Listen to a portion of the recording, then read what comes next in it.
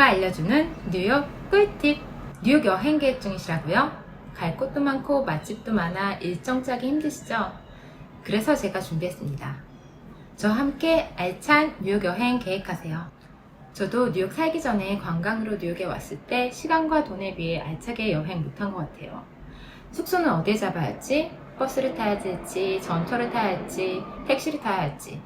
택시를 타고 팁을 주고도 확실히 얼마를 줘야 할지 몰라서 찜찜하기도 하고요.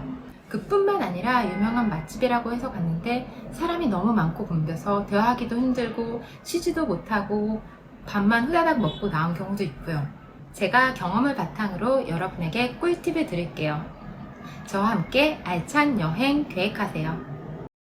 첫 번째, 뉴욕 명소. 뉴욕에는 정말 유명한 볼거리, 먹거리 너무 많아요. 제가 너무 많아서 다 적어왔는데요.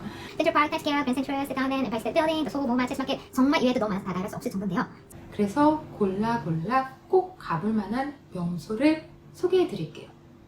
그리고 그 외에 여러분이 취향에 따라서 그 사이사이에 자신이 원하는 걸 이렇게 끼워 넣어서 일정을 만들면 될 것 같아요. 꼭 가볼 만한 뉴욕 핫스팟. 센트럴파크, 전망대, 타임스퀘어, 브로드웨이, 자유의 여신상, 9/11 메모리얼, 더 하이라인. 크리스마스 시즌에 오시면 라카펠라 트리 정도인 것 같아요. 그럼 이제 꼭 추천하는 명소 하나씩 알아볼까요? 센트럴파크, 봄, 여름, 가을, 겨울 언제 가도 좋아요. 다만 너무 넓어서 어디를 갈지 정하고 가시는 게 좋습니다. 다음 전망대. 뉴욕에는 유명한 전망대 4개가 있어요. 엠파이어 스테이트 빌딩, 탑 오브 더 락, 원월드 전망대, 서밋. 어떤 전망대를 가셔도 멋있고 야경은 멋있어요. 근데 저는 그 중에서도 탑 오브 락을 추천합니다. 뉴욕에 왔으면 자유의 여신상은 한번 봐야겠죠. 자유의 여신상은 페리 관광 아니면 무료 페리를 이용해서 가는 방법도 있고요.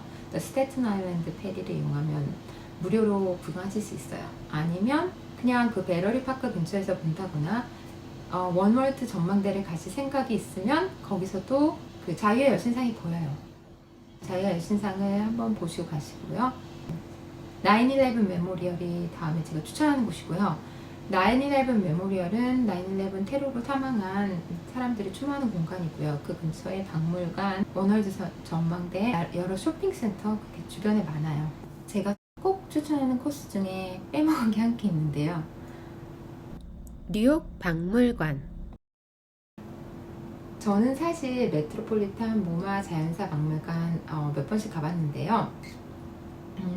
시간이 주어지지 않으면 스킵할 수 있지만 시간이 있으면 한 군데 정도 가보시는 게 좋을 것 같은데요. 모마는 사람이 정말 많고요.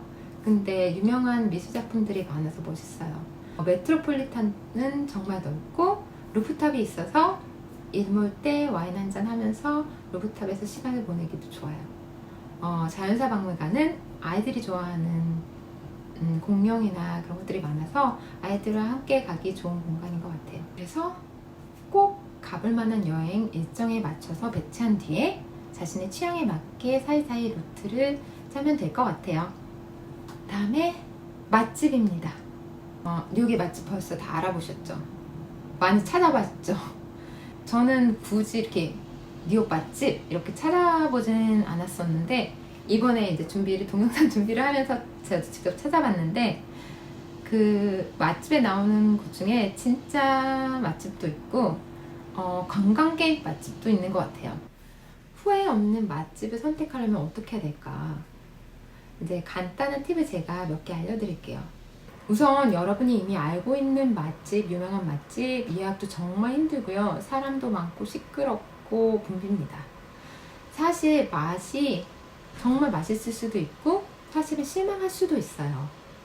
그래서 후회 없는 맛집 선택 3가지만 꼭 기억하세요. 첫 번째, 내가 찾은 맛집 리스트 중에서 가고 싶은 곳을 한 군데 정해서 거긴 꼭 간다. 사람이 많든 붐비든 시끄럽든 개의치 말고 그곳은 꼭 가보자. 진짜 맛있는 곳일 수 있다. 그리고 근데 나 한 번 미국 가서 정말 유명한 맛집 가봤다고 얘기도 할 수 있잖아요. 가봐야죠. 후회를 하지 않지. 그쵸? 그 중에 한 군데는 정해서 가자. 그리고 시끄럽고 좁고 막 사람도 많고 불편해도 그것을 감수하고 가볼 만한 곳도 있어요. 관광객은 물론 현지인도 좋아하는 맛집도 있거든요. 그래서 이제 예약도 힘든 거예요. 피로루가 카츠델리 같은 곳이에요. 그런 곳이 있다면 한두 군데 한두 달 전에 꼭 예약을 하세요. 두 번째, 현지인이 추천하는 맛집을 가자. 관광 가이드나 블로그에 나온 맛집 너무 의존하지 마시고요. 지인 중에 맨하탄에 살거나 최근에 살아본 사람이 있다면 그 사람이 추천하는 레스토랑을 가세요. 예전에는 맛있었지만 현재는 아닌 것도 많거든요. 그러니까 최근 데이터가 필요합니다. 그리고 세 번째, 맛집 여행이 굳이 목적이 아니면 맛집을 기준으로 그 루트를 정하거나 이동을 하지 말자. 뉴욕에는 맛집이 정말 많으니까 루트를 먼저 정하고 거기에서 맛집을 찾으면 됩니다. 그러면 그 맛집을 내가 아는 사람도 없고 살아본 적도 없고 아무런 정보가 없다. 그럴 때는 어떻게 할까요? 제가 그래서 다음 영상에 맛집을 준비 중이고요.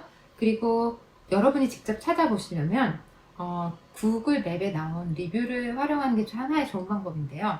그 중에 리뷰가 최소한 별이 4개 이상, 그리고 리뷰 개수가 200개 이상인 곳을 선택을 하시고요. 그리고 이제 거기에서 한 10개 정도, 한 20개 정도 대충 보세요. 그래서 최신 리뷰인가 확인을 하세요. 그래서 리뷰가 좋으면 그 맛집이 괜찮고요. 결론, 뉴욕 맛집 중에 정말 가보고 싶은 곳 한두 곳은 선택하고 로컬들이 추천하는 곳을 가보세요. 뉴욕의 새로운 팁 문화에 대해서 알려드릴게요. 서비스를 제공받으면 팁을 주는 게 예의라고 생각하기 때문에 이제 팁을 주는 건데요. 그렇다면 팁은 언제, 얼마나 줘야 할까요? 이게 현재 뉴욕 팁 문화를 잘 알아야 손해를 안 보고 예의를 지킬 수가 있어요. 보통 레스토랑의 경우에는 15%에서 25% 바텐더에게 간단하게 맥주를 줄 때, 주문할 때 한 잔씩 이제 1불씩 주거나 아니면 이제 한꺼번에 나중에 나갈 때 결제할 때는 똑같이 15%에서 25% 정도 줄 수 있고요. 택시를 타는 경우에 15%에서 25%, 호텔에 머무는 경우에 클리닝 서비스를 받게 되면 한 2달러에서 5달러, 그리고 짐을 운반해주는 서비스를 받으면 개수당 1, 2불, 그다음 택시를 잡아주는 서비스를 이제 호텔에서 받으면 2달러에서 5달러 정도.